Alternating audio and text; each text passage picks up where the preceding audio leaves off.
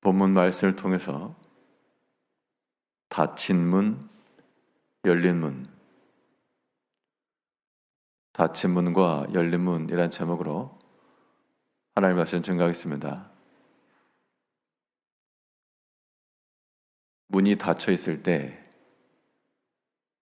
열 수 있는 키가 있거나 아니면 큰 힘으로 밀을 칠 수 있는 그런 능력이 있다 그러면 닫혀 있는 것이라도 염려할 건 없습니다.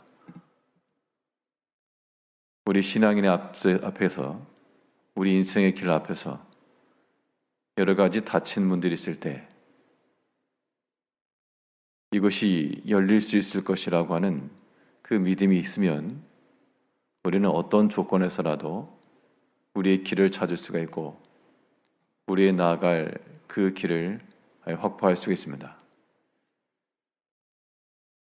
이런 닫힌 문이 있을 때 우리가 어떻게 열어갈 것인가? 우리 앞에 열린 문이 있으려면 우리가 어떻게 나갈 것인가? 오늘 본문 말씀을 통해 살펴보게 되면 닫힌 문을 열어가는 방법은 깊은 기도와 찬송이라 그랬습니다. 오늘 본문에서 바울과 실라가 복음을 전하다가 사람들로부터 고소를 당하고 또한 옷이 찢겨지고 많이 맞고 깊은 옥에 갇혔다라고 말하고 있습니다.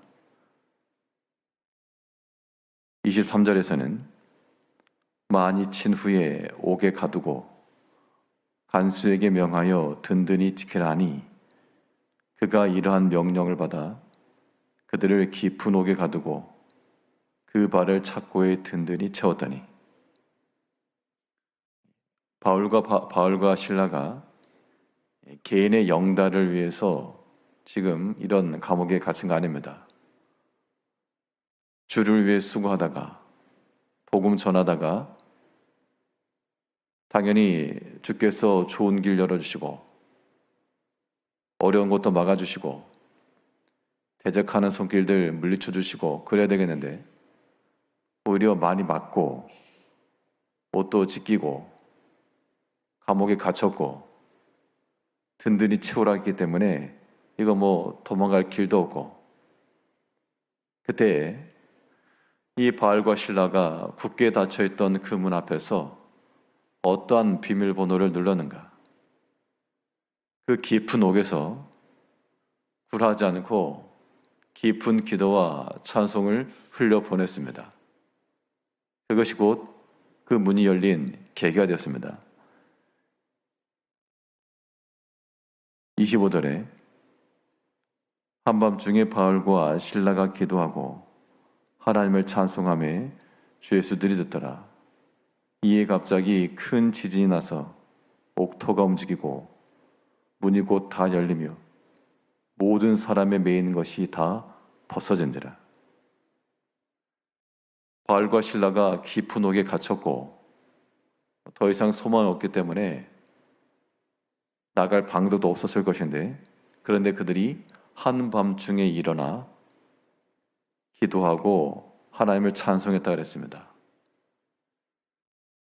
우리는 보통 깊은 옥에 갇힌 과도 같은 이러한 큰 시험을 당하게 되면 염려와 근심이 가득해서 잠을 이루지 못하고 마음이 상하고 그런 것이 보통일 것인데요. 이 바울과 실라는 그 한밤중에 일어나서 기도하고 찬송했다 그랬습니다. 도대체 무엇이 좋아서 그렇게 찬송하였을까? 깊은 옥이라고 하는 것은 그 상황과 형편이라고 하는 것이 즐거웠을 리가 없지만 주와 함께 한다라고 하는 그 기쁨이 그들의 온 마음과 그 생각을 감싸왔기 때문에 거기서도 기도와 찬송이 나온 겁니다. 찬송시에 있는 것처럼 그 어디나 주 예수와 동행하는 곳, 그것이 하늘나라요. 주와 함께 있는 곳, 골짜기가 되었건 초막이 되었건 어디가 되었건 주 예수와 함께 동행하는 것이 곧 주의 나라요 하나님 나라라. 우리 인생의 길 앞에서 여러 가지 막혀 있고 닫혀 있는 일들이 있을 때 우리 모든 성도님들께서도 그 한밤중에 일어나 염려와 근심하기 앞서 하나님 앞에 깊이 기도하시고 또는 찬송하시고 깊이 기도한다라고 하는 것은 여기서 나를 살려주시오, 꺼내주시오, 내 인생이 어떻게 이렇게 되었습니까? 이러한 인생의 한탄을 하지 않았을 거로 보여집니다.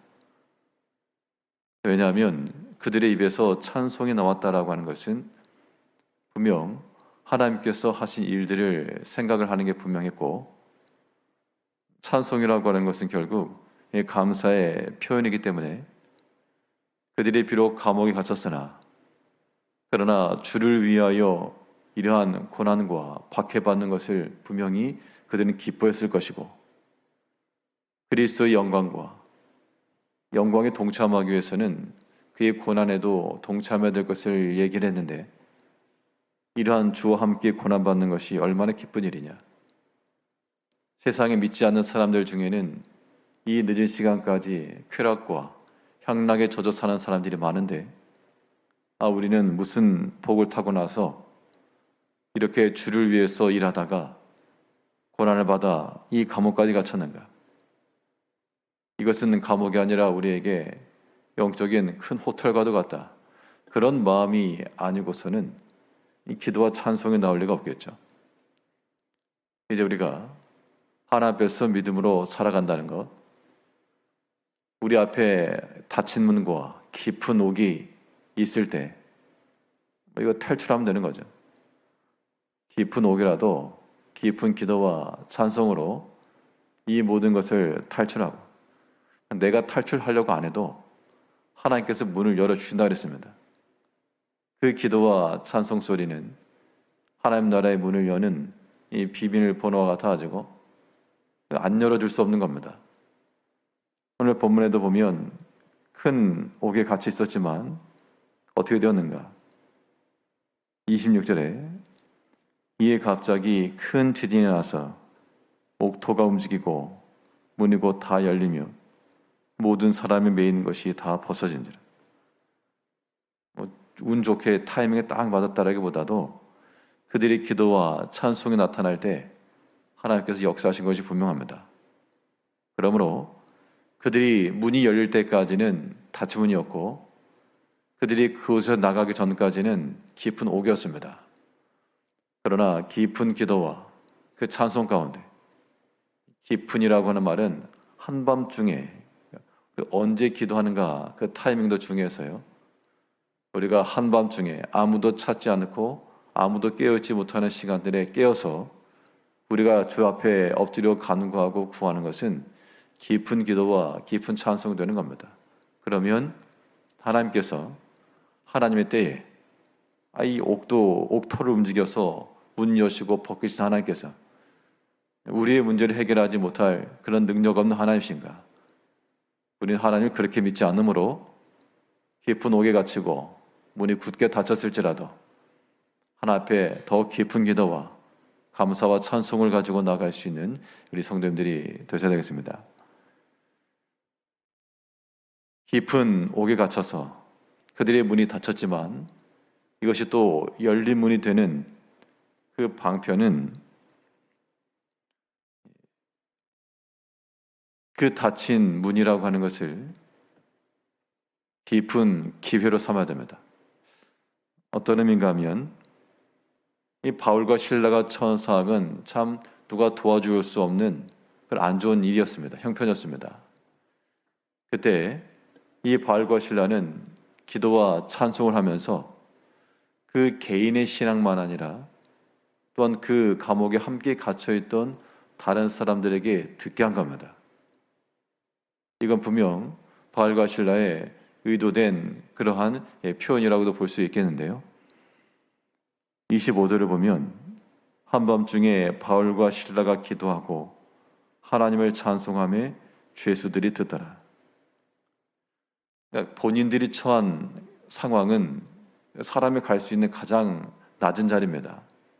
이거 마지막까지 잃은 거죠. 그런데 그들은 거기서도 그 감옥에 있던 죄수들이 들을 수 있도록 그들의 입을 열어 기도하고 찬송했습니다. 그럼 그 일 속에서 다른 죄수들은 기도도 하지 않았고 찬송도 하지 않았지만 바울과 실라가 하는 것을 들음으로 함께 한 겁니다. 듣는 것도 중요한 겁니다. 아무것 하지 않아도 듣고만 있어도 함께 동참하는 것이 되는 건데요. 그리고 나서 이 옥토가 움직이고 손에 메인 것이 다 벗어졌을 때 그 죄수들이 그냥 탈출만 했겠는가? 뒤에 보면 그 간수가 스스로 목숨을 끊으려 할 때 우리가 다 여기 있다. 아무도 도망하지 않은 겁니다. 그 이야기즉슨 그 이후로 간수도 그러하고 그 죄수들도 그 지역에 하나님의 교회로서 쓰임받았던 것이 분명합니다. 바울과 실라는 그들이 처한 아주 좋지 않은 형편과 상황이었으나 그러나 거기서도 들을 수 있는 사람들, 전할 수 있는 대상이 있었음을 보고 그걸 기회로 삼은 거죠. 감옥에 갇혔을 때, 로마 시위대에 갇혔을 때 그 군병들에게 복음 전할 기회를 잡고 시위대 뜰에서 복음이 나타났다라고 한 것처럼 감옥에서도 여기 또한 복음의 전도지인 줄 알고 그들의 찬송과 기도로 죄수들이 들을 수 있게끔 그들에게 전한 겁니다. 그런 기회와 소망을 삼으니까 그 문을 또 하나님께 열어주셨다. 감옥은 갇혔을지라도 그 다른 죄수들의 귀를 열고 마음을 열고 듣게 하신 거죠.